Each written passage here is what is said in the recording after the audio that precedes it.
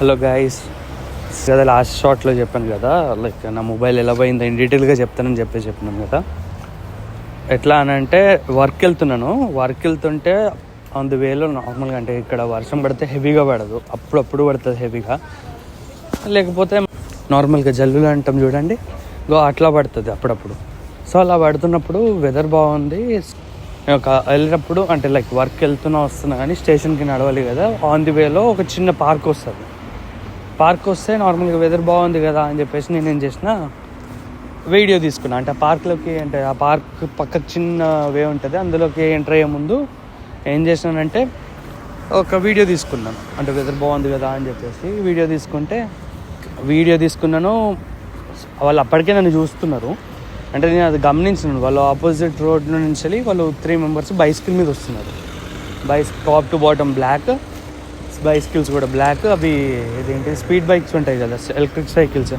నేను వాళ్ళని గమనించి లైట్ తీసుకున్నాను, ఎందుకంటే నేను వచ్చి అప్పటికి 6 months అవుతుంది. సో నాకు దీని గురించి ఏం ఐడియా లేదు. వీడియో తీసుకున్నాను. ఆ రోడ్ క్రాస్ చేసి ఆ పార్క్ పక్కకు గల్లీ ఉంది కదా, అందులోకి వెళ్ళి నడుస్తున్నప్పుడు ఇక నార్మల్గా ఇక బ్లూటూత్ పెట్టుకొని సాంగ్స్ పెట్టుకుంటాం కదా, బ్లూటూత్ కనెక్ట్ చేసుకొని సాంగ్ ప్లే చేసి మొబైల్ పాకెట్లో పెట్టుకునే గ్యాప్లా చేతి నుంచి మొబైల్ మాయమైంది. అంటే నేను ఆ చిన్న వే ఉంటుంది కదా, ఆ వేలోకి ఎంటర్ అయ్యి ఇది అంటే లైక్ ఒక 10 to 15 minutes నడుస్తే వాళ్ళు నా వెనకాలనే ఉన్నారు. బట్ అది ఎంత సైలెంట్గా ఉందని అంటే లైక్ వాళ్ళు వచ్చే విధానం కానీ చాలా సైలెంట్. యాక్చువల్గా నా వెనకాల ఉన్నారని కూడా నేను గమనించుకోలేదు. సో ఏంటి, మొబైల్ తీసి ఇట్లా పాకెట్లో పెట్టుకునే గ్యాప్లో చేతి నుంచి పెట్టుకుని వెళ్ళిపోయింది. సో వాళ్ళు 3 members ఉన్నారు, 3 bicycles మీద ఉంటాడు. ఫస్ట్ రోడ్ చేతుల నుంచి పట్టుకుని వెళ్ళిపోయిన తర్వాతకి ఏమైంది,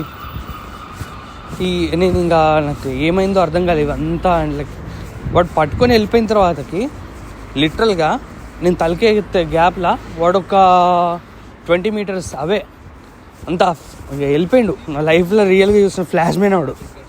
ఒక 20 meters తలకే గ్యాప్లో 20 meters అవతలో ఉన్నాడు.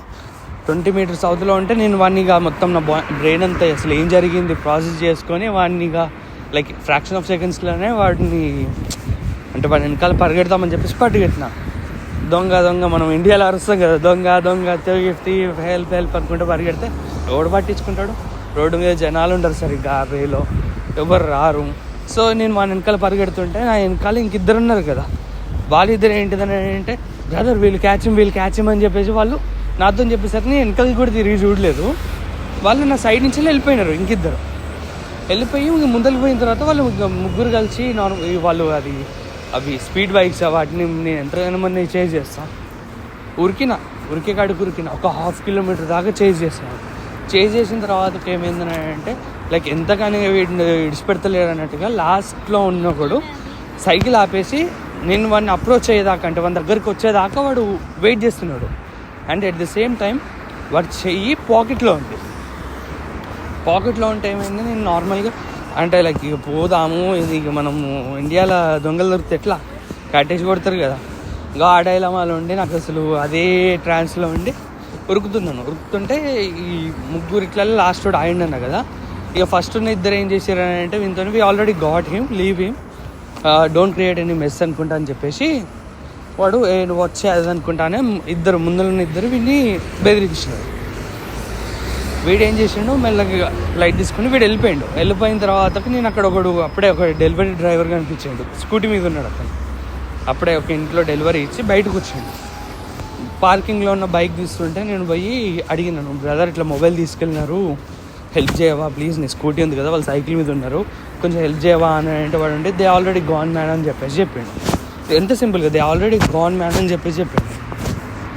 నాకు ఏం మాట్లాడాలో ఏం అర్థం కాకపోయేసరికి నేను ఏం చేసిన, సరే లైట్ తీసుకొని రిటర్న్ ఇంటి దగ్గర నుంచి కదా, స్టేషన్కి పోయే రూట్లోనే జరిగింది కాబట్టి ఇంటి దగ్గర నుంచి వచ్చి అంటే ఇంటి దగ్గరలోనే ఉన్నా కదా అని చెప్పేసి ఇంటికి వచ్చేసి మా మేనేజర్కి ఫోన్ చేసి సిచ్యువేషన్ ఇది, నేను రాలేను వర్క్ ఈరోజు, నేను మధ్యలో కింద పడిపోయినాను, సో లైక్ వర్క్ వస్తుంటేనే జరిగింది ఇదంతా, సో ఇప్పుడు రాలేను, sorry to inform in the last moment అని అంటే మా మేనేజర్ ఉంటే పాప ఆయన కూడా అర్థం చేసుకుని, వరుణ్ ఐ కెన్ అండర్స్టాండ్, దాంట్లో నీ తప్పేం లేదు, అయిపోయింది అట్లా, నువ్వైతే ఓకే ఉన్నావు కదా అని అంటే okay fine, I'm all right, I'm completely fine అని అంటే సరే రెస్ట్ తీసుకో అని చెప్పేసి మా మేనేజర్ చెప్పాడు. సో దీంట్లో ఏమైందని అంటే నెక్స్ట్ రోజు నేను వర్క్ వెళ్ళినప్పుడు ఇక మా మేనేజర్ వచ్చి అడిగిండు ఏమైంది వాళ్ళు గిట్ల సిచ్యువేషన్ అంటే అతను ఇక్కడ లోకల్ అతను, ఆల్మోస్ట్ నా అయితే లోకల్ అతను.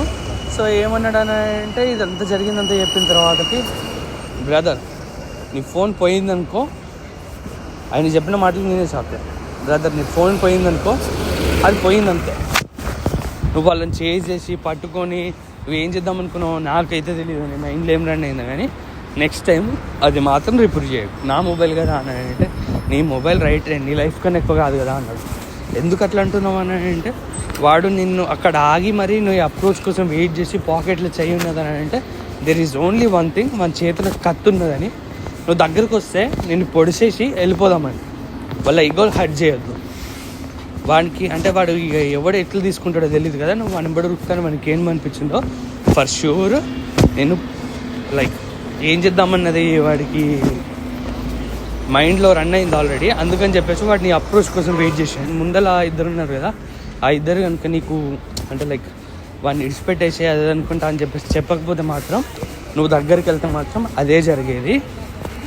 అది క్వైట్ కామన్. సో కొంచెం చూసుకో ఏదన్నా కానీ అని చెప్పేసి చెప్పండి. లిటరల్గా ఇదంతా జరిగిన తర్వాత అమ్మా అనిపించింది ఒకటేసారి, టూ మచ్ ఉంది అని చెప్పేసి నేను నిన్న షార్ట్లో చెప్పాను కదా. ఇందుకే ఇది నాకు జరిగిన ఎక్స్పీరియన్స్. ఇది కాకుండా ఇంకో 2-3 ఎక్స్పీరియన్సెస్ కూడా జరిగినాయి. అందులో ఒకటి ఫన్నీ ఉంది, ఇంకొకటి అయితే అసలు జస్ట్లో మిస్ అంటే మొబైలే తీసుకున్నారు, కాకపోతే మాకేం లాస్ పడలేదు. మేము ఇన్సూరెన్స్ క్లెయిమ్ చేసేటప్పుడు మనం కంపెనీకి పే చేయాలి. ఇన్సూరెన్స్ కంపెనీకి ఒక 160 pounds ఏమో ఛార్జ్ చేస్తారు, 160 or 180, అంటే లైక్ 2.5 years అవుతుంది కదా, ఎగ్జాక్ట్ అమౌంట్ క్లారిటీ లేదు. సో ఒక ఇన్సిడెంట్ జరిగినప్పుడు మాత్రం ఈ అమౌంట్ కూడా పే చేయాలి. It's a seized box. అది ఎట్లా పోయిందో నెక్స్ట్ వీడియో అని చెప్తాను. Thank you.